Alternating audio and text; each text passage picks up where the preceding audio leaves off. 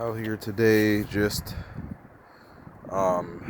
basically trying out some new Kirby attachments that I got with the Centria. I just got a new complete kit along with the shampooer with the Centria, the one with the red on it. But I'm trying it out on my Ultimate G because I'm getting ready to replace the fan in it, and I just wanted to go ahead and hook up this Zipp brush, the coolest attachment that I thought ever existed for a vacuum. Even though I know that there's other ones that exist, but this thing is really cool. I love to detail some cars with this because in so many, different scenarios, I wish I kind of would have had something like this, a vacuum head that has a brush roll on it at the same time. I know there's other things that exist, but there's nothing that's quite engineered the way this is, because even when, even when it stops spinning, it's something in it that keeps making it spin, even when, it kind of starts to bog down a little bit.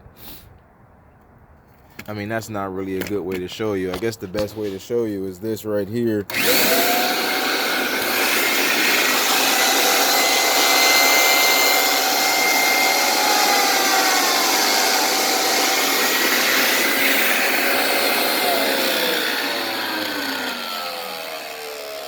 Even out of power, it just keeps going.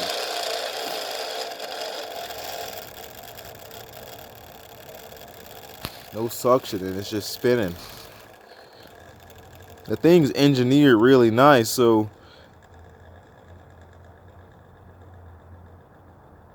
I know that on a lot of situations something like this will come in super duper handy, but I'm thinking about how this will work hooked up to a wet dry vac, not necessarily a Kirby vacuum.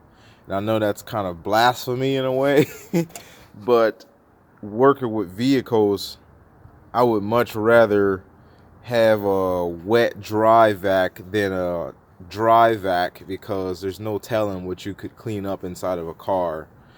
So I'm gonna pause this video and see how it works on my rigid 4-gallon shop vac. So I think I'm upside down. I don't know.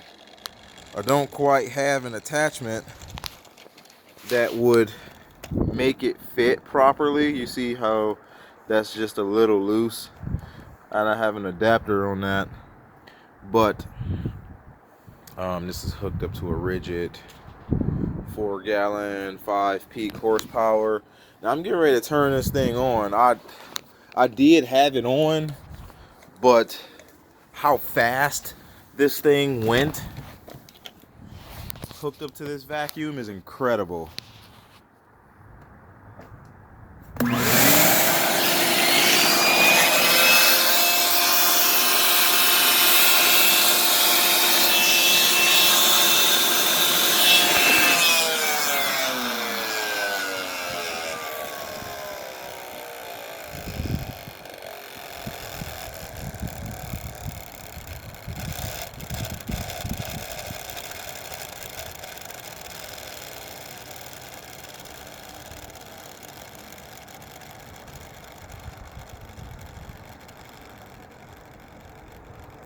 And it's just spinning. I like this little cool attachment a whole lot. I was gonna buy, because what I did was, I got the Centria 2. It didn't have a hose. It was missing a whole lot of attachments. I got it for a super duper good deal. I needed a second vacuum, because I was gonna use my Ultimate G as a backup vacuum cleaner, because it needs a lot of work done to it. I got it pretty cheap. I got it for 20 bucks, but neither one of them had a hose. So I was gonna buy a hose, and I was gonna buy a Zipp brush, and I figured that was probably gonna cost me about $90. And I just so happened to find an entire Kirby Centria with every single attachment and a Zipp brush and a shampoo kit for $50. So I said, I really don't want a third vacuum. but I think I want more for my money. So I went that route. But I think what make the Kirby system a whole lot useful isn't just the vacuum themselves, because I mean, like you got to do all this converting and all of that. I mean, it's not for anybody, but I think these attachments are awesome. So I'm gonna figure out a way to get my Zipp brush connected to my rigid 4-gallon shop vac, and also all the other Kirby attachments, because that would be one killer combination when I'm detailing vehicles. Because having a brush roll to vacuum carpet floors and floor mats is so much better than just having pure suction trying to suck things out and then going to brush it and then suck it out and then going to brush it and then suck it out. Then I could also convert my rigid 4-gallon shop vac into a blower, which would allow me to use the Kirby shampoo attachment, the upholstery shampoo attachment, to just kind of use dry foam to shampoo out vehicles. The difficult part about using a Kirby vacuum itself to do that is that I want to get up the solution fast enough to be able to get the car done in a decent amount of time. And with the Kirby, you got to wait for the shampoo to dry in order to suck it back up, because if you get water inside this motor, you can electrocute yourself. But if you get water inside of a wet dry vac, my wet dry vac has sucked up plenty of water. It's designed to suck up wet solution. But the Kirby is not really designed for that.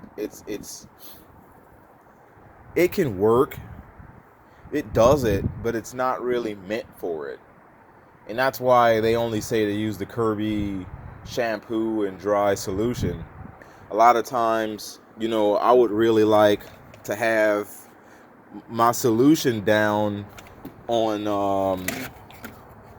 upholstery, on auto upholstery and auto carpet, and then brush roll it back up, because it's not just suction that get the stuff up, it's also agitation. So if I have no agitation, I'm getting up at least 50% of what I could get up, versus just having agitation and suction. I'm like, just suction don't get everything up. You need to agitate it and disturb it and pick things up from the bottom in order to get the stuff back up.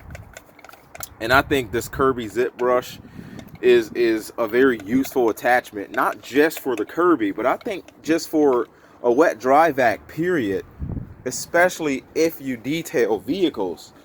Now, my car's, it's quite hideous back here. I use it for work. My kids are in and out. And then once a month I go through and detail it. So right now you just kind of caught me slipping. But, in areas like this can fit in areas like this. Now, in those little cracks and stuff like that, I could use a little suction to get that up. But the main area where you have a lot of caked on dirt is an area like this, where no floor mat really touches. And just pure suction alone can't get everything out. But having something like this that agitates and sucks up, it has a brush around the edge. It agitates at the same time in the middle, and then it sucks up around the edge. And the cool thing about it is that I can use it with a wet dry vac. I don't have to just use it for the Kirby. So I could literally shampoo my, I could shampoo vehicles wet, because that's a wet dry vac. I could wet shampoo vehicles in a significantly better fashion than I could have before. I didn't really know what I was gonna say. Now let's go to something like leather. You know, leather, it has to be brushed in order to get all the dirt out of the cracks and crevices. I'm going to do a video one day when I'm not just talking about it. I'm going to actually do it. But I mean, it could probably do leather. I mean, it's not the best, you know, thing that I would pick for leather, because a lot of leather can just be wiped down. I mean, but then we got stuff like, man, just everything. I think the Zipp brush is the coolest vacuum attachment because of how the bearings on the inside of the part that spins are engineered.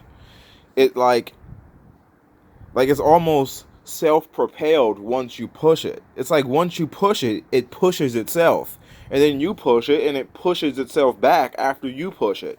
It's kind of difficult to explain, but like hopefully one of these days I get a vehicle where I could actually demonstrate how I believe this would work. Now don't get me wrong, I've never used this before. I just got this yesterday.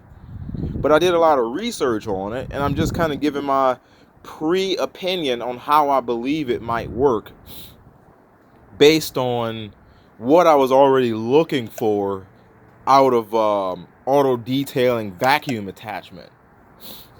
Now, I probably won't use this for the Kirby a whole lot.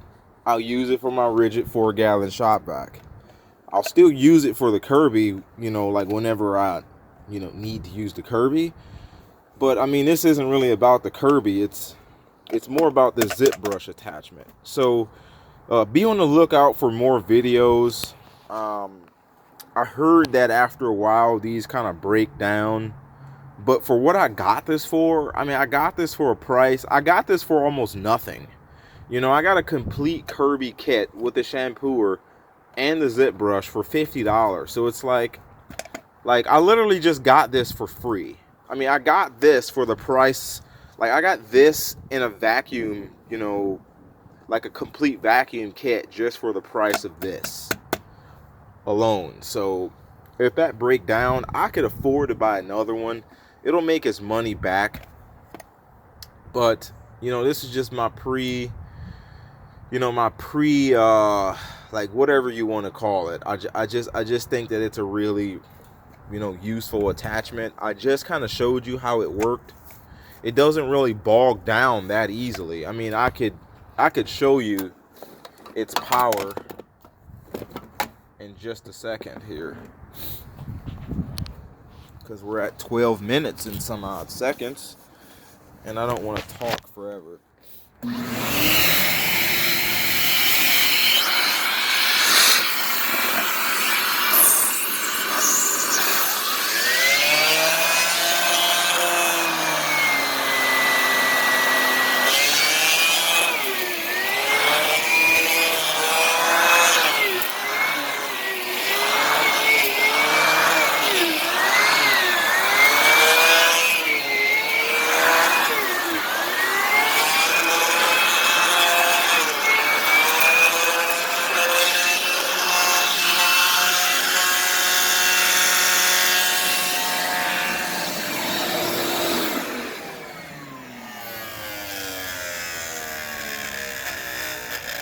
See, and even on no power, the thing's just spinning. So even when it's under load, it still spins enough, you know, to be incredibly more useful than just using a pure suction vacuum attachment.